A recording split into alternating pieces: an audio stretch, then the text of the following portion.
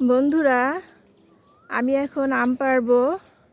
এগুলা হচ্ছে আমাদের গাছের আম। আর আমগুলা অনেক রসালো, অনেক সুস্বাদু, অনেক মিষ্টি। তো বন্ধুরা, এই যে দেখেন গাছ পাকা আম। আম পেকে গেছে। আমাদের গাছের আম খুব তাড়াতাড়ি পাকে। তো বন্ধুরা, এই যে এদিকেও দেখেন একটা কত সুন্দর একটা আম। তো বন্ধুরা, এদিকে আমি প্রায় এক গামলা আম পেড়ে ফেলেছি।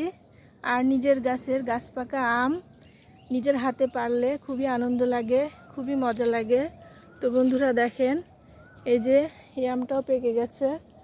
তো আমি এই আমটাকেও ছিঁড়ব। এই যে বন্ধুরা, এভাবে দেখেন আম সব আমি পেকে যাচ্ছে। এই যে দেখেন বন্ধুরা, সব আম পেকে গেছে।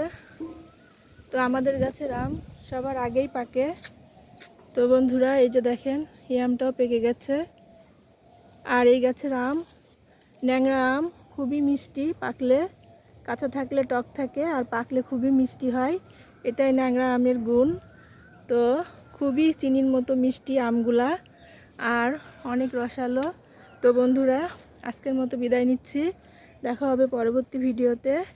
সেই পর্যন্ত সবাই ভালো থাকবেন, সুস্থ থাকবেন। আল্লাহ হাফেজ।